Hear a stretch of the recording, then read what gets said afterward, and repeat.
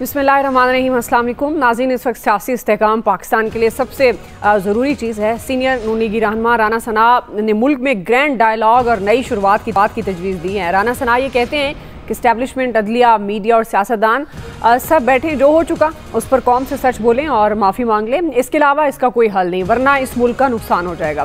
ताहम उन्होंने ये भी कहा कि इस हल में एक रुकावट है और वो है बानी PTI। राना सना ने बानी PTI के बारे में मजीद भी कहा कि उनको आखिरी हफ्ते में सज़ा हमारे इलेक्शन को नुकसान पहुंचाने के लिए दी गई। जिस अंदाज से बानी PTI को सज़ाएं दी गई वो ठीक नहीं है, सज़ाएं कायम नहीं रह सकेंगी। नाज़रीन, दूसरी तरफ PTI ने ईद के बाद तहरीक चलाने का ऐलान किया है। सीनियर PTI रहनुमा असद कैसर ये कहते हैं कि ईद के बाद एक भरपूर तहरीक लॉन्च करेंगे, पूरे मुल्क में जलसों का शेड्यूल देंगे। तहरीक का मकसद आइन और कानून की बालादस्ती है। जमात इस्लामी, सुन्नी तहरीक समेत तमाम जमातें हमारे साथ होंगी। नाज़रीन, अब ऐसे वक्त में जब बानी PTI जेल में है और उनकी जमात तहरीक चलाने का ऐलान कर रही है और उनके साथ जमात इस्लामी भी होगी, जिसके आज नए मुंतखब होने वाले अमीर हाफिज नईमुर रहमान रिवायती सियासी जमातों के नाकिद हैं। मौलाना फजलुर रहमान भी सड़कों पर निकलने वाले हैं। तो सूरत हाल किस तरफ जाएगी? क्या मुल्क में ग्रैंड डायलॉग मुमकिन है भी सही या नहीं? इसी वजह से एक्सपर्ट्स के लिए सवाल पैनल का तारुफ करवा देती हूँ। अयाज खान साहब मौजूद हैं, आमिर इलियास राना साहब, हाफिज ताहिर महमूद अशफी साहब, फैसल हुसैन साहब और मोहम्मद इलियास साहब पैनल का हिस्सा हैं। मैं आप सबको खुश आमदीद कहूँगी। फैसल साहब, मैं आपसे आगाज़ कर रही हूँ। चूँकि राना सना ने जिस तरह से बात की, हम अपने प्रोग्राम में भी बारहा ये बात कर चुके हैं, हमारे एक्सपर्ट्स आप समेत, कि मुल्क को इस वक्त ग्रैंड डायलॉग की ज़रूरत है। तमाम स्टेक होल्डर्स, मुल्क के तमाम स्टेक होल्डर्स मिलकर बैठें और मुल्क को आगे बढ़ाने की बात करें। अब राना सनाउल्लाह भी बात करें, ऑल्दो वो ये भी कह रहे हैं कि रुकावट बानी PTI है क्योंकि उनको सज़ाएं ठीक नहीं दी गई, वो ये भी समझते हैं। अब ये असद कैसर साहब ने जो तहरीक चलाने का ऐलान किया, उसमें जमात इस्लामी भी है, जमात इस्लामी के नए अमीर भी मुंतखब हो चुके हैं। तो आपको लगता है कि ये जो सियासी बेयकीनी और तकसीम की फ़ज़ा है, मुल्क जो है वो ग्रैंड डायलॉग की तरफ जा सकता है? ये तो देखिए, इस बात में तो सब मुत्तफिक है ना कि इसका अलावा कोई हल नहीं है। अब तो ये चेक करना है कि रुकावट कौन है, रुकावट को तलाश करना है ना। ये तो एक मफरूज़े वाली बात है ना कि राना सल्लल्लाहु अलैहि वसल्लम ने बाहर बैठ के बात कर दी कि इमरान खान रुकावट है। हो सकता है ये बात सही भी हो, लेकिन किसी न किसी प्लेटफार्म पे जाके उनको आप दावत दे दें ताकि मालूम तो चल जाए कि वही रुकावट है या कोई और रुकावट है।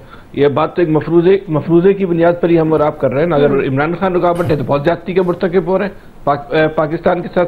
अच्छा, दूसरी बात, ये जो राना सनाउल्लाह साहब ने ये जो बात कही है कि सज़ाएँ गलत हुई हैं, मतलब राना सनाउल्लाह एक मुस्लिम लीग के इंतहाई अहम जिम्मेदार आदमी है। तो उसके बाद फिर इनके इस बयान के बाद बचा क्या? फिर इस इलेक्शन को आप किस तरह जस्टिफाई करेंगे? 2 दिन पहले राना सनाउल्लाह साहब की एक बेबसी का जो एक बयान था कि इनकी मेहरबानी वजीर दाखिला की कि वज़ीर आज़म नहीं बने। मतलब एक हुकूमत का इतना, मुस्लिम लीग के इतना अहम तरीन आदमी अपनी बेबसी की, पार्टी की बेबका और अपनी हुकूमत की बेबसी का इज़हार कर रहा है कि इनकी मेहरबानी के वज़ीर, कितना बड़ा पैगाम देगा है ना इस एक जुमले के अंदर कि हमारी पार्टी के अंदर हमारा कंट्रोल नहीं है। इस पार्टी मतलब हुकूमत में हमारा कंट्रोल नहीं है, ये हमारी हुकूमत नहीं है। तो ये जो बात नून लीग ने 2 साल के बाद कहनी है ना कि जब इन पे मलबा गिरना शुरू होगा कि आपकी हुकूमत नाकाम हो गई, नाइल हो गई, तो फिर सारी बातें करेंगे इस हुकूमत पे हमारा कंट्रोल नहीं था। तो भाई खुदा के वास्ते अभी कर लो अभी सारी बातें, और अभी इस हुकूमत से अपनी, अगर आप समझते हो कि आपका कंट्रोल नहीं है तो अभी अपनी जान छुड़वा लें।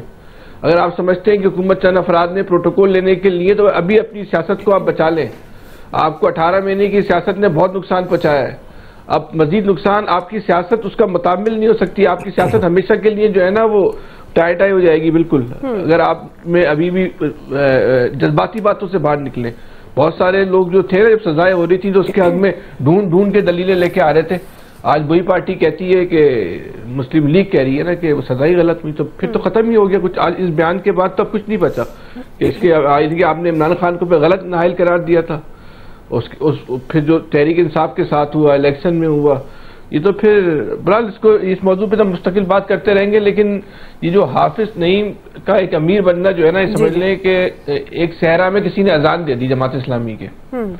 ये बिल्कुल इसी तरह का जो है ना ये मामला हुआ। एक रिफॉर्मर के तौर पे जो है ना पाकिस्तान में जो है हाफिज नईम ने जो है कराची की सियासत में जो है वो अपनी जगह बनाई, और जमात इस्लामी की जो सियासत थी उसको पूरा का पूरा जो है ना तब्दील करके रख दिया। यानी कि जमात इस्लामी कभी इश्यूज पे बात नहीं करती थी, और कभी जो लोगों के अमूमी तासुर ये था कि आम आदमी के मसाइल के ऊपर जमात इस्लामी जो है ना बात नहीं करती है। इसके इश्यूज जो है ना वो इंटरनेशनल है, और जो लोकल मसाइल नहीं है, लोकल जो बात भी करते हैं तो मावरा अकल बात करते हैं, वो एक आम इंसानी जहन जो है उसको तस्लीम नहीं करता। तो हाफिज नईम ने जो है उस पूरे तर्ज सियासत को जमात इस्लामी की कराची में जो है वो तब्दील करके रख दिया। अच्छा, इतना तब्दील किया। बहरहाल जो तहरीक इंसाफ की लहर थी उसकी कीमत हाफिज जमात इस्लामी ने अदा की, लेकिन पहली दफा ऐसा हुआ कि एक आम आदमी वो जमात इस्लामी के साथ जुड़ा हाफिज नईम की वजह से। इससे पहले कभी ऐसा नहीं हुआ। जमात इस्लामी को वर्ड से जमात इस्लामी से वाबस्ता अफराद देते हैं, आम आदमी और जमात इस्लामी में कभी कनेक्टिविटी नहीं रही, कभी ताल्लुक नहीं रहा। लेकिन हाफिज नईम ने एक आम आदमी का जमात इस्लामी का ताल्लुक पैदा किया, उन लोगों का जिनकी पूरी पूरी जिंदगियां जो है वो जमात इस्लामी की मुखालफत करते हुए गुजरी, लेकिन इशूज पर सियासत करने की वजह से लोग जो है वो जमात इस्लामी की तरफ हुए, फिर उनको वोट भी दफा इलेक्शन में पड़ा। लेकिन हाफिज नईम का जो सबसे बड़ा कारनामा मैं समझता हूँ इस पाकिस्तान की सियासी तारीख में, जो उन्होंने जो उनको इलेक्शन कमीशन ने सीट दी थी, उस सीट पर उन्होंने लात मार दी। और सिर्फ लात नहीं मारी, ये कह के लात मारी कि इस इलेक्शन में धांधली की गई थी और मुझे चुप कराने के लिए ये सीट मुझे दी गई, मैं सीट पे नहीं जीता था। इस सीट पे जो जीती थी वो तहरीक इंसाफ का हक था, उसी को हक मिलना चाहिए। ये इस एक फैसले ने ये 2024 का जो इलेक्शन था इसका पूरा धड़न तख्ता कर दिया। इस पूरे इलेक्शन को जो है इसके नताइज को जो बराना करके रख दिया। इस एक फैसले की वजह से जो फाते अपने आप को जश्न मनाते थे, वो अलग बात है उनके चेहरे पे शर्मिंदगी आई नहीं आई होगी, लेकिन इस एक फैसले ने साबित कर दिया कि इस मुल्क में जो है वो फाते कौन है और जो है शिकस्त खोरदा कौन है। तो ये एक किरदार की बात थी जो हाफिज नईम ने इस किरदार का बहरहाल मुजाहरा किया। अब ये बात नजर आता है और अल्लाह करे ऐसा ही हो कि जमात इस्लामी की पॉलिसियों में बहुत ज्यादा तब्दीली आएगी और हाफिज नईम अपनी एक हैसियत जो है रिफॉर्मर के तौर पे जो है वो बनाएंगे, ये लगता है। सब देखिए आगे चल के आया सब कितनी तब्दीली आएगी जमात इस्लामी में। जाहिर है जो हम इस वक्त सूरत हाल की बात करें, सियासी बेयकीनी की जो फजा है जिसमें ग्रैंड डायलॉग की बात की है राना सना ने, आपको लगता है क्योंकि एक तरफ तो जमात इस्लामी की के साथ मिलकर असद कैसर साहब तहरीक चलाने की बात करें, मौलाना साहब सड़कों पर हैं, जो हुकूमत बैठी है उस पर फॉर्म 45-47 की बात है, बानी पीटीआई जेल में है, वो किसी सूरत किसी के साथ कंप्रोमाइज करने के लिए तैयार नहीं है। तो उस सूरत में आपको लगता है कि मुल्क की बका के लिए ये जमात इस्लामी बाशमूल अगर नए अमीर इस बात को समझेंगे, ये तमाम निकलेंगे और वाकई ग्रैंड डायलॉग करेंगे? तो पहले तो हमारे दोस्त कैसर शरीफ उनको मुबारक देते हैं हम कि जमात की इमारत हाफिज साहब के हवाले हो गई, और आपको भी मुबारक हो, आपने भी पैनल में हाफिज साहब को रखा हुआ आज। देख लें सर, अच्छा दौर मुझे लग रहा है। और जैसे फैसल ने बताया है जिस तरह से हाफिज साहब के बारे में कि हमारे आर्मी चीफ जो हैं वो भी हाफिज हैं। मैं गालिबन उधर ही इशारा कर रहा था कि इस वक्त माशाल्लाह हाफिज बड़ी तेज़ी से इख्तियार और इक़्तिदार संभाल रहे हैं इस मुल्क में, तो ये बड़ा अच्छी बात है। और जिस तरह से कराची का मॉडल अगर पूरे सब एक बात में और एक बात आपकी एक बात हो सकता है हाफिज वर्सेस हाफिज भी हो जाए। नहीं, अब हाफिज ताहिर शफी साहब लड़ते नहीं होते यार, इस तरह ना करें। तो बात यह है कि वो कराची का मॉडल अगर वो पूरे मुल्क पे लेके जाते हैं, और जमात को जो हमेशा एक राय के वोट बैंक जमात का कभी बहुत ज्यादा हुआ करता था, जिसका रिवाइवल हमने कराची में देखा हाफिज नईम उर रहमान की शक्ल में, तो वो अगर पूरे मुल्क में वो जादू उचने में कामयाब हुए हाफिज साहब, तो बड़ा फर्क पड़ेगा जमात इस्लामी को। एक बात तो ये है। दूसरा, राना साहब जो बातें कर रहे हैं वो बड़ी कमाल बातें हैं, और बदकिस्मती से ये बातें उसी वक्त होती हैं जब बंदा थोड़ा सा उस सिस्टम से बाहर आता है। जब आप इक़्तिदार में होते हैं तो वो फैसल बिल्कुल ठीक कह रहे थे कि उन दिनों तो हर वो फैसले को, हर सज़ा को जस्टिफाई अगर कोई जमात कर रही थी सबसे ज़्यादा तो वो PMLN थी। और उस वक्त कतन इनको ये नहीं लग रहा था कि ये जो सज़ाएँ हो रही हैं ये शायद हमें इलेक्शन में नुकसान देंगी। आज राना साहब को ये लग रहा है, उस वक्त ये समझ रहे थे कि ये सज़ाएँ हमारे हक में हो रही हैं, हालांकि आम आदमी को नज़र आ रहा था कि ये सज़ाएँ नुकसान देंगी इनको, क्योंकि इमेज ज़ाहिर है जिसको सज़ाएँ हो रही हैं और जिस तरीके से हो रही हैं उसका इमेज बेहतर होता है, और हो रहा था, और वो हमें इलेक्शन में नज़र भी आया। रिजल्ट्स को एक तरफ छोड़ दें, अब ग्रैंड डायलॉग की बात बहुत होती है। उस वक्त भी आपको याद होगा कि जब वो बाजवा साहब के दौर में हम बात करते थे कि बाजवा साहब ने कहा कि जी मैंने इनसे कह दिया कि आपस में बैठ के मामला तय कर लें, तो वो उस वक्त भी हमें पता था कि आपस में बैठ के इन्होंने मामला करना, आपस में बैठ के ज्यादा से ज्यादा क्या हो सकता है जो इस वक्त पीपल्स पार्टी और पीएमएलएन में हुआ है कि अच्छा सदारत आप ले लें, प्राइम मिनिस्टरशिप हम ले लेते हैं, स्पीकर नेशनल असेंबली हमें दे दें, चेयरमैन सेनेट आप ले लें, यही हो सकता है ना। इसमें गवर्नर्स आपके हो जाएंगे, अच्छा ठीक है मिनिस्ट्रीज आप नहीं लेते ना लें, लेकिन आपको ये 2 गवर्नर्स हम दे देते हैं, चलें आपको बलूचिस्तान की हुकूमत, मतलब वो तो इसको क्या कहेंगे हम, बंदर बांट से ज्यादा तो कुछ भी नहीं कहेंगे ना कि आप बैठे आपके पास इख्तियार आया, आपको चीजें मिली और आपने बांट ली, यार ये 2 तुम ले लो, ये मेरा चूंकि थोड़ा मैंडेट ज्यादा 3 मेरे हिस्से में आ जाएंगी। तो इस तरह से चीजें ठीक नहीं हो सकती। वो जो चीजें ठीक करनी है ना, उसके लिए फिर सारे स्टेक होल्डर्स को बैठना पड़ेगा। देखिए जब सारे स्टेक होल्डर्स आएंगे, और सबसे बड़ा स्टेक होल्डर इस वक्त जाहिर है पाकिस्तान फौज है, वो अदलिया है, उसके बाद अदलिया को भी फिर सियासतदान है। एक दफा बैठ के जब ये बात करेंगे और चीजें तय करेंगे, हमने शुरू में भी ये कहा था कि मैंडेट की जाहिर है वो रफड़ तो पड़ गया जी। वो सड़कों पे आने की भी आप बात कर रही हैं, एहतजाज की भी कैफियत नजर आ रही है हमें, तो उसका हल तो यही है ना कि आप बैठ के तय कर लें कि जी इस वक्त ये इस मुल्क की मजबूरी है, इस सेटअप को लेट्स सपोज हम 2 साल के लिए एज इट इज चला लेते हैं, उसके बाद हम फ्रेश इलेक्शंस में चले जाते हैं, सब बैठ के तय कर लें और फिर बिल्कुल फ्री एंड फेयर इलेक्शन हो जाएगा, जिसका जितना हिस्सा जो ले सकेगा पब्लिक से वोट ले लेगा, उसको उतना हिस्सा दे देंगे, उसमें कोई रुकावट कई मुदाखलत नहीं होगी। मेरे ख्याल उस सूरत में ये चीजें ठीक हो सकती हैं। लेकिन अगर आप सिर्फ ब्लेम गेम करते रहेंगे कि वो बंदा चूंकि बात नहीं कर रहा इसलिए हम भी बात नहीं करेंगे और चीजें ठीक नहीं होंगी, इस तरह से कतन चीजें ठीक नहीं होंगी। जी आमिर साहब इस तरह तो फिर एक बात अगर आपकी याद हो, एक बात अगर आपकी जी फैसल कमेंट कर दें, फिर मैं आमिर साहब फैसल आज फॉर्म में जी एक बात कर नहीं, मैं कह रहा हूँ कि बैठ कर तय करें, ये ना हो कि तयशुदा पहले से आ जाए, बोला बैठ के भी आपने ये तय करना है, तो बैठ कर ये चीजें तय करें। जी आमिर साहब ये इस वक्त माहौल है ग्रैंड डायलॉग का, मामला आपके सामने है जी। पहले तो मैं अमीर जमात इस्लामी मुंतखब होने पे जाहिर है वो एक बड़ी भारी जिम्मेदारी है कि उनके बहुत बड़ी जिम्मेदारी हाफिज नईमुर रहमान साहब पे आई है। कराची शहर की इमारत जाहिर है एक वो बड़ा पाकिस्तान का सबसे बड़ा शहर है और उन्होंने जमात इस्लामी की इमारत ऐसे वक्त में संभाली है जब मीडिया में भी उनको मार पड़ रही है, परसेप्शन भी खराब हुई है और मामला दुरुस्त नहीं हो रहे। उन्हें बहुत सारी तब्दीलियां करनी पड़ेंगी। एक दौर था काजी हुसैन अहमद का, मियां तुफैल साहब का तो था, काजी साहब का अल्लाह बख्शे दोनों को, कि ये अपने अपने दौर में फिर मुनव्वर हसन साहब मरहूम सारे के सारे करके चले गए। कोई पाकिस्तान इस्लामिक फ्रंट बनता रहा, कुछ कभी MMA बन गई, कभी कुछ हो गया और फिर अब आज जो सीट उन्होंने नहीं ली हाफिज साहब ने, उसके बाद वो पूरे पार्लियामान में कहीं पे भी नहीं है, ना सूबों में ना मरकज में। अच्छा अब उन्हें क्या करना है? इस तरह के लोग इनकलाब भी लाया कर सकते हैं या बिल्कुल जीरो कर दिया कर सकते हैं कि बहुत रिजिड भी ना हो, लेकिन अपनी पार्टी को सबसे पहले तो उन्हें संभालना है, उसके बाद ग्रैंड डायलॉग की बात होगी, बाइकाट की बात होगी।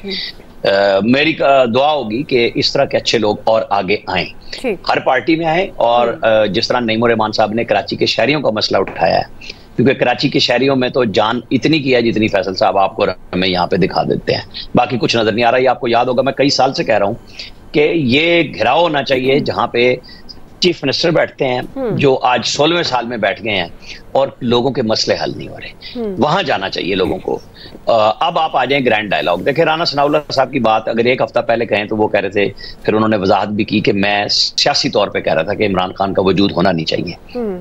आज उन्होंने एक हफ्ते के बाद दूसरी बात कर दी कि सजाएं सबको पता थी कि अगर एक भी सुकून से दिलवा लेते तो बाकी 2 तो बाद में भी हो सकती थी। आपने जब हैपेजेंटली किया तो ऑटोमेटिकली ये होता है जैसे नवाज शरीफ के ऊपर था कि सब कुछ सुकून से कराया, JIT से बनवाया, लेकिन चूंकि JIT के पेपर फोटो कागज के थे लिहाजा कुछ साबित नहीं हो सका।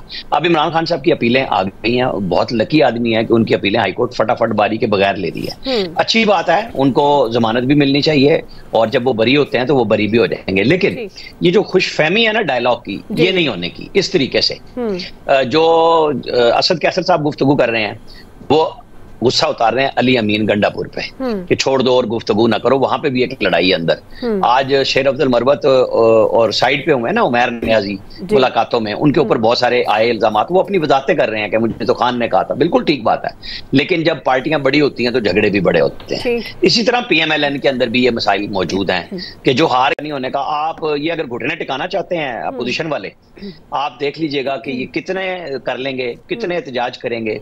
ये इनकलाब सड़कों पे ले आएं और इनकलाब में लोगों को उतार दें, वो और बात है। अदरवाइज इन्हें जो भी है ढाक के 3 पात वही होने हैं। पार्लियामेंट में आना पड़ेगा। आप इस्लाहात जब तक कर नहीं सकते, आप इलेक्शन की शफाफियत नहीं ले सकते। आप शर्तें लगा लें, इमरान खान ने लगाई थी ना कि जब उन्हें डेट दी जा रही थी 25 जुलाई की शायद, तो वो कह रहे थे नहीं पहले कौमी असेंबली तोड़ दो, नई डेट मिली फिर। ये चीजें कभी भी नहीं हो सकती कि जब आपके नुमाइंदे आ चुके हों, बड़ी भारी मिकदार में हो, आपका वजीर आला हो, आपको रास्ता बनाना पड़ता है। प्रेशर आप डालें, ये सियासत है, ये उनका हक है। कभी मैं ये नहीं कहूंगा कि जलसे जुलूस ना करें, लेकिन पार्लियामेंट में ही अल्टीमेटली हल होगा। ठीक जी, हाफिज ताहिर साहब, ये बात तो दुरुस्त है, पार्लियामेंट में हल होगा, लेकिन आपको लगता है कि जरूरत तो है मुल्क को, हो सकते हैं डायलॉग? बिस्मिल्लाहिर्रहमानिर्रहीम, नहमदुहु व नुसल्लिमु अला रसूलिहिल करीम। देखें, डायलॉग की तजवीज़ जो है वो मौजूद है, डायलॉग होना भी चाहिए। मसाइल का हल डायलॉग ही है और उसके अलावा कोई नहीं है, कोई हल नहीं है। अब इसमें सबको मुखलिस होना होगा, सिर्फ अपने सियासी ज़ाती मफादात नहीं देखने होंगे, मुल्क और कौम का तो देखना होगा। और सिर्फ अपने सियासी ज़ाती मफादात नहीं देखने होंगे, मुल्क और कौम का तो देखना होगा। और अगर ये सारी मुल्क की सियासी मजहबी जमातें, क़यादत ये तय कर ले कि हमने इस मुल्क को जो मसाइब और मसाइल हैं उससे निकालना है, तो मेरा नहीं ख्याल कि कोई मसला बाकी रह जाता है। जहाँ तक बात है राना साहब की इस बयान की, तो देखें, ये तो वक्त और हालात आने वाला वो फैसला करेगा। और अगर ये सारा कुछ गलत था तो राना साहब उस वक़्त जो थे वो हुकूमत में थे, उनको वज़ीर दाखिला भी थे। लेकिन आज ये बातें करना, उसके बहुत सारे माने निकलते हैं, बहुत सारे मफहूम निकलते हैं। राना साहब मेरे भाई हैं, बड़े मोहतरम हैं। आज भी वो अपनी जमात के पंजाब के सदर हैं, मेरा ख्याल है मुस्लिम लीग नून के, और मुस्लिम लीग नून की हुकूमत है। तो अगर वो समझते हैं ये सब गलत हो रहा था और गलत है, तो उन्हें फिर अपनी हुकूमत से पहले बात करनी चाहिए, अपनी पार्टी से बात करनी चाहिए। जहाँ तक बात है शेख रशीद साहब की, तो ये रमज़ान सब्र का महीना है, तो उन्होंने ठीक कहा है कि सब्र के साथ जो है मामलात को आगे लेके जाना चाहिए।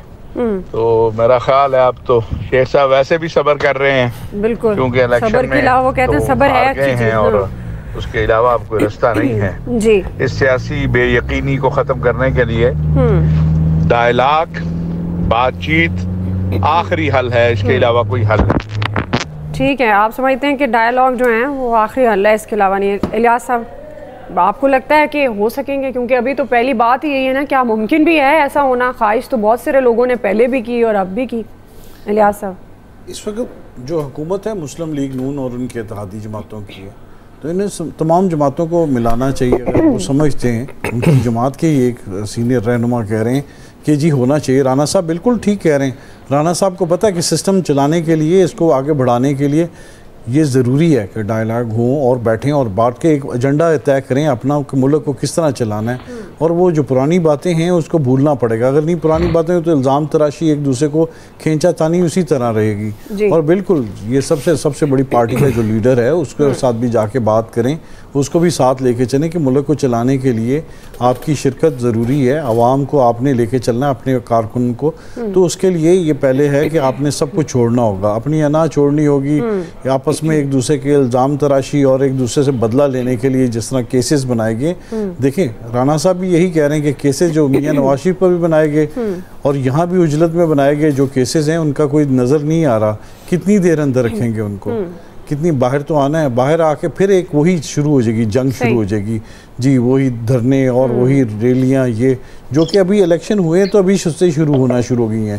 दूसरी सियासी जमातें इस तरह कर रही हैं जो अपोजिशन की हैं, तो वो उसको उन सबको साथ लेके, अगर मौलाना फजलुर रहमान साहब से बात होती है तो उनसे भी बात होनी चाहिए, बात करके और आपस में सबको लेके चलना चाहिए। नहीं तो ये सिलसिला इसी तरह चलता रहेगा और आपस में कुछ नहीं नतीजे निकलेंगे, वही होगा कि फिर इलेक्शन हो, फिर इसी तरह के। लेकिन एक एजेंडा तय करना पड़ेगा, सबको एक आना चाहिए। लेकिन इस पर बड़े देर से कह रहे हैं, लेकिन कोई जमातें इस पर इकट्ठी नहीं। जब पीटीआई की गवर्नमेंट थी तब भी वो नहीं करना चाह रहे थे। इधर तो कह रहे हैं सियासी और माशी तौर पर चलाने के लिए, बेहतर इस्तेहकाम लाने के लिए इनको बैठना पड़ेगा। ये बाहर से आके किसी ने नहीं बैठाना, हमने खुद ही करना है सबसे।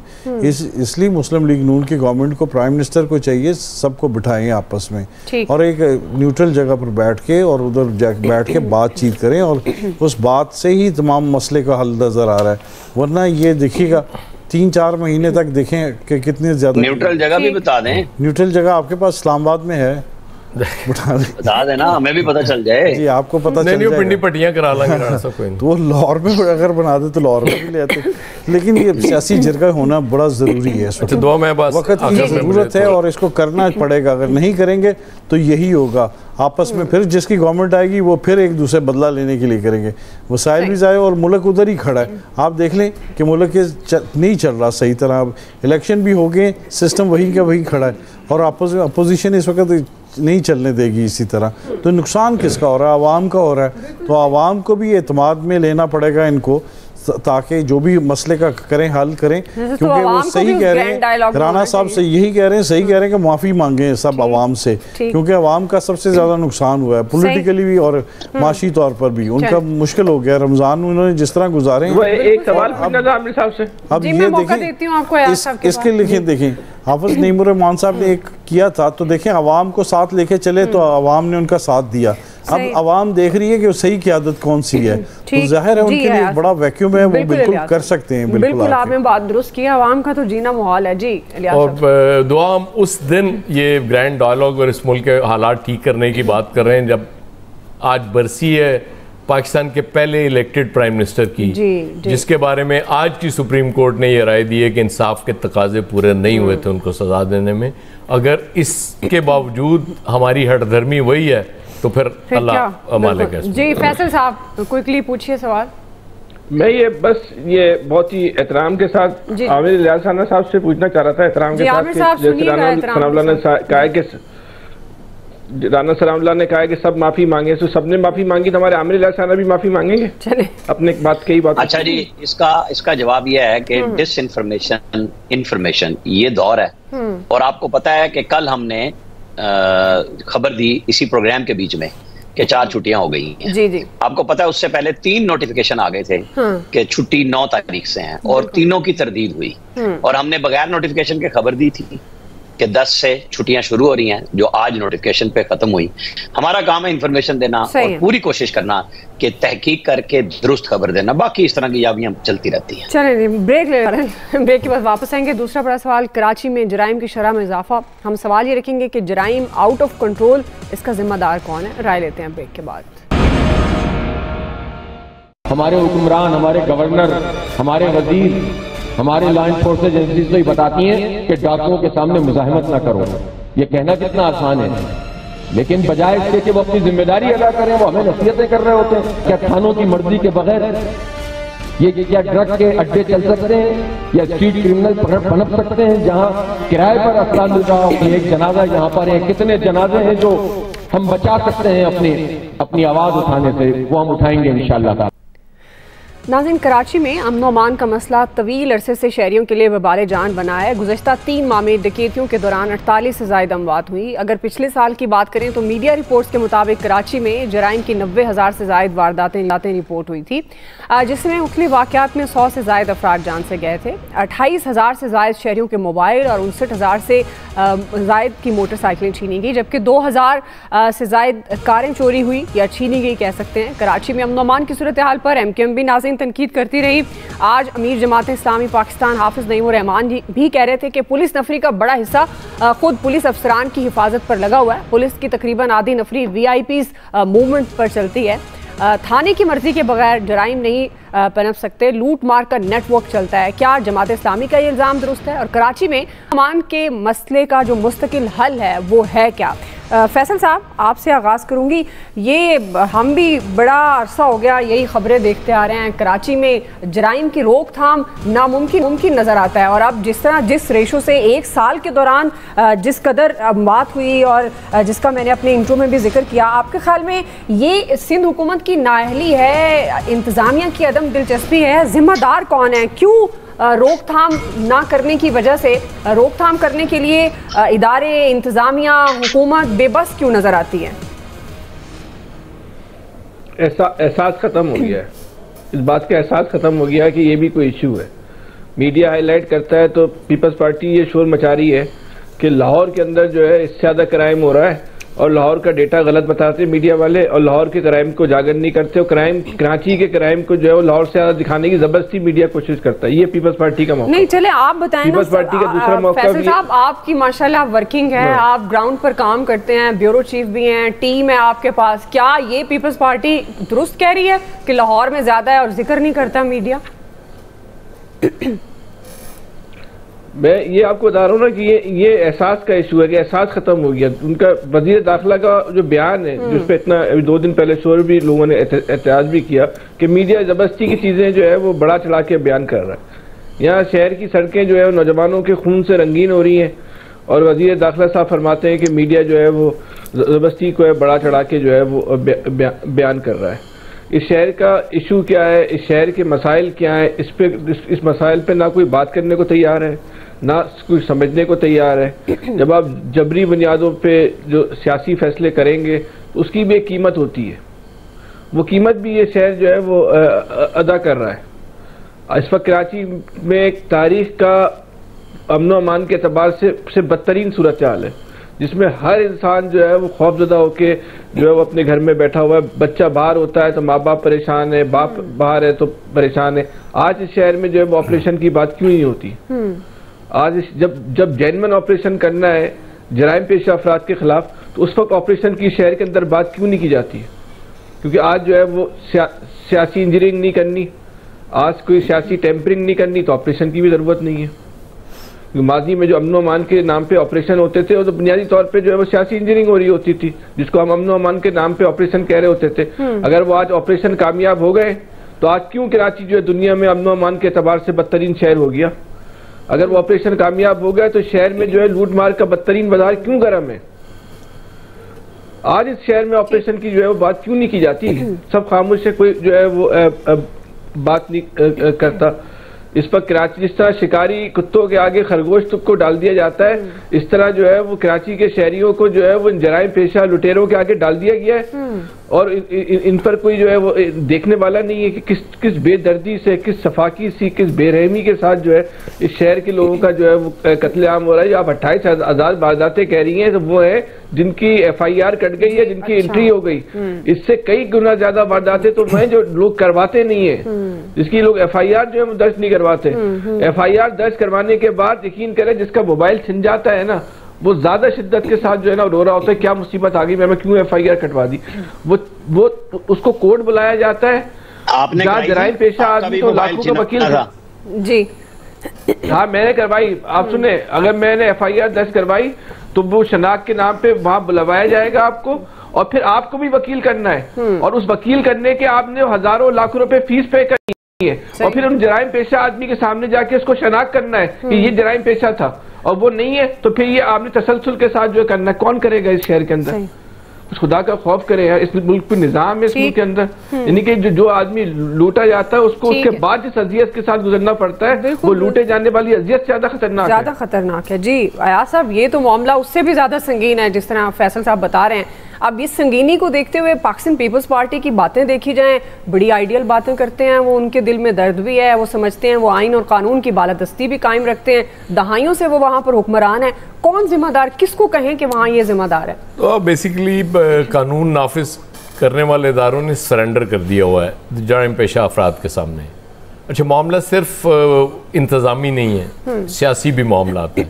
उसकी वजह ये कि कराची इतना बड़ा शहर है कि वो आप समझे एक पूरा मुल्क है। बिल्कुल कोई सिंसियर एफर्ट नहीं हुई। वो एक स्टेज पे हमें लगा था कि अब बड़े पुरस्कून हालात हो गए हैं, वो वारदातें मतलब एक रूटीन की आप समझ लें जिस तरह बड़े शहर में होती हैं उस तरह की होनी शुरू हो गई थी। आज फिर वो जो फैसल बात कर रहे हैं, मुझे वही उसी दौर में हम वापस जा चुके हैं कि जब घर वाले परेशान होते थे कि वो हमारा फ़र्द गया वापस भी आएगा नहीं। ये बड़ी ख़तरनाक सूरत हाल होती है किसी भी शहर के लिए। और वो ज़ियाल अंजार साहब की जो बात हो रही, क्या कमाल, मतलब हमारे सियासतदान भी तो अल्लाह ने ऐसे तोहफे दिए हुए हमें कि वो बयान देते हुए सोचते नहीं हैं। वो कहते हैं तरक्की होती है तो जराइम भी बढ़ते हैं, इससे क्या फ़र्क पड़ता है। न्यूयॉर्क में बेइंतहा क्राइम था और स्पेशली वहाँ के जो स्याफाम लोग थे, वहाँ लोग कहते थे कि आपने को $8-10 कम से कम जेब में रख के जरूर निकलने हैं, क्योंकि वो तो इस तरह के थे कि आपकी जेब से पैसे नहीं निकले तब भी उन्होंने मार देना आपको कि भाई हम लूटने आए थे, ये अजीब आदमी है, पैसे नहीं लेके निकला। लेकिन एक मेयर आया वहाँ का जुलियानी और उसने वो सारा क्राइम खत्म कर दिया। तो असल में इस तरह के सिंसियर लोग चाहिए होते हैं इंतजामी तौर पे। जैसे वो हाफिज नईमुर रहमान बेचारे बैठ के कलप रहे हैं ना कि ये मामला ठीक होने चाहिए। अब मुझे नहीं पता कि इस तरह के बंदे को इख्तियार मिल जाएगा तो वो कुछ कर सकता है या नहीं कर सकता, लेकिन जब तक आप होल हार्टेडली इसको ख़त्म करने की कोशिश नहीं करेंगे, सियासी मसलतें नहीं एक तरफ रखेंगे, उसकी वजह ये ना कि कोई वो कहते हैं कि जी वो बच्चा था, जी गलती हो गई, तो अपना जानने वाला छोड़ दें। ये मसाइल इसलिए आ रहे हैं। जी आमिर साहब देखें, ये बात कर रहे थे फैसल साहब के जी वो एक मखसूस ऑपरेशन, इनका इशारा बगैर नाम लिए मैं समझता हूँ एमक्यू उनको कह रहे थे। ये नवाज शरीफ, आसिफ अली जरदारी, जनरल कियानी, चौधरी निसार और कराची में मौजूद तमाम सियासी जमातों ने मिल के मुत्तफ़िका तौर पर वो ऑपरेशन किया था और मेरे ख्याल में अमन अमान बहुत बेहतर हुआ था। अब इशू ये है कि 16वें साल में मुसलसल हुकूमत है पीपल्स पार्टी की, मेयर उनका है, बड़े अच्छे मेयर हैं, गुफ्तार बड़ी अच्छी करते हैं। इशू ये है कि पीपल्स पार्टी कराची शहर में पेनिट्रेट भी करना चाह रही है, लेकिन वो लोगों को बिल्कुल रिलीफ देने के लिए तैयार नहीं है। उन्हें शहबाज शरीफ से पानी चाहिए बिलावला, उसके लिए उनको तमाम मंसूबे विफाक से चाहिए हैं और सूबे में सिर्फ पैसे चाहिए। खर्च कहाँ करने हैं वो आप अहले सिंध से पूछ लें कि कहाँ जा रहे हैं। ये बड़ा अलमिया है। देखें, इस दफा भी मुराद अली शाह मौजूद हैं जी। उनके ऊपर एतमाद किया गया तीसरी दफा और उनकी पार्टी लेके आई है। ये बयानात, इस किस्म की गुफ्तगू आपने देखा होगा कि एक बयान सरवर खान ने दिया था PIA का और आज तक PIA दोबारा नहीं उठ सकी पायलट्स पे। उन्होंने गीजर को अयाशी करार दिया। हमारे यहाँ इस तरह के तोहफे बेशुमार आ जाते हैं सियासत में। इशू ये है कि लोग क्या करते हैं। कराची सबसे पढ़ा लिखा शहर, रेवेन्यू भी बेशुमार देता है। वहां के लोगों को असल में खुद खड़े होना होगा इस बचत के लिए। ये सियासतदान बड़े बेरहम है, ये बिल्कुल नहीं कर रहे। एक दफा नहीं, चौथी दफा इक्तदार में आके बैठ गए हैं मुसलसल, कुछ भी नहीं हो रहा। उसकी वजह यही है कि लोग आगे से जवाब नहीं दे रहे, बल्कि वो जो अच्छे घर हैं उनको जंगलों में बदल लिया है, उनके ऊपर हिफाजती इक़दामात हो गए हैं, बड़ी बड़ी दीवारें कर ली हैं, खूबसूरती शहर की सत्यानाश कर दिया है। लेकिन बहरहाल ये अहले कराची को ही संभालना है, क्योंकि ट्विटर पे शोर कर देने से कुछ नहीं होने का। मोहल्ला कमेटियां बनाएं, लोगों से मिलें और बात करें, समाजी ताल्लुकात बेहतर करें प्रैक्टिकली, तभी आप जाके कर सकते हैं। वरना ये कोई बात नहीं है कि एक ब्यूरो चीफ हो और वो फिर अपने मोबाइल के लिए उसको वो शनाख्ती परेड कराएं। मोबाइल तो चाहिए है, चोरी है और सब कुछ है, निकलना चाहिए। सही है जी। क्विकली ब्रेक, वापस आए ये सवाल हाफिज ताहिर साहब, इलियास साहब का टेक लेंगे, हमारे साथ रहिए। वेलकम बैक नाज़रीन। कराची में जराइम कंट्रोल करना एक बड़ा चैलेंज बन गया। इलियास साहब, आपको क्या लगता है कि आउट ऑफ कंट्रोल होते होते कराची में जराइम जिम्मेदार कौन है? देखिए, सब जिम्मेदार इसमें सबसे बड़ी तो गवर्नमेंट है। गवर्नमेंट को चाहिए लॉ एंड ऑर्डर की सिचुएशन कंट्रोल करे। अब पीपल्स पार्टी की गवर्नमेंट है, इनकी पॉलिसियों में तसलसल होना चाहिए। पुलिस को तसलसल ही तो है, इसलिए कंट्रोल नहीं कर रहे। तसलसल होना चाहिए कि इसमें लॉ एंड ऑर्डर को कंट्रोल करे, लेकिन वो पॉलिसियों में देखें तसलसल नहीं है। कंट्रोल किस तरह हो रही है? आप देखें बढ़ते जा रहे क्राइम। रात को कोई पॉलिसी में भी तसलसल, रात आप देख लें कि अच्छे वही तो चल रहे हैं, लेके आप देखें कहीं लोग डिफेंस में या दूसरी जगह पर जाके कि अगर वो घूम नहीं सकते अकेले, कोई ना कोई मोटरसाइकिल पर आएगी और आप ये देख लें असला ताने हुए, असला तान के लोगों को लूट के लेके जाते हैं और पुलिस फिर कुछ नहीं करती।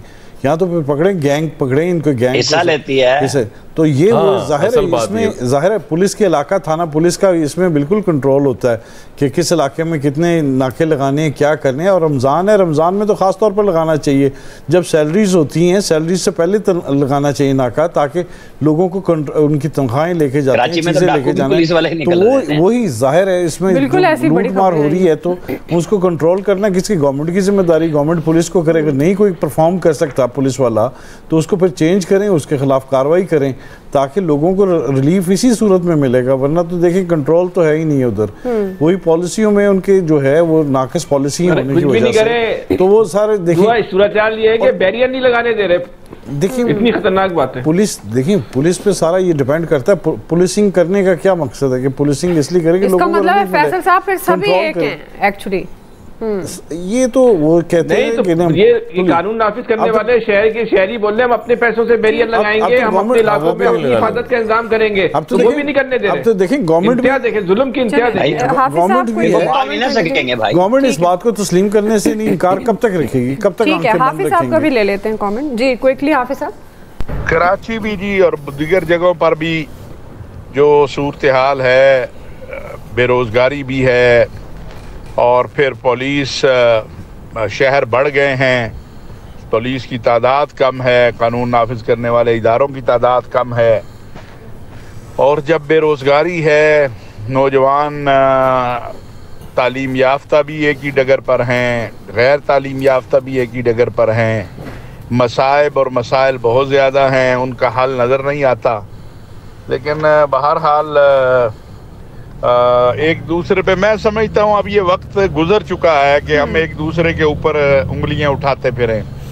ठीक, अब ये वक्त अगर हमने वाकई इखलास के साथ पाकिस्तान के ठीक है हाफिज देना है या खत्म हो गया, आपका पॉइंट आ गया। सबका बहुत शुक्रिया। आज के एक्सपर्ट से इतना ही, फीडबैक दीजिएगा। ख्याल रखिए, अल्लाह हाफिज।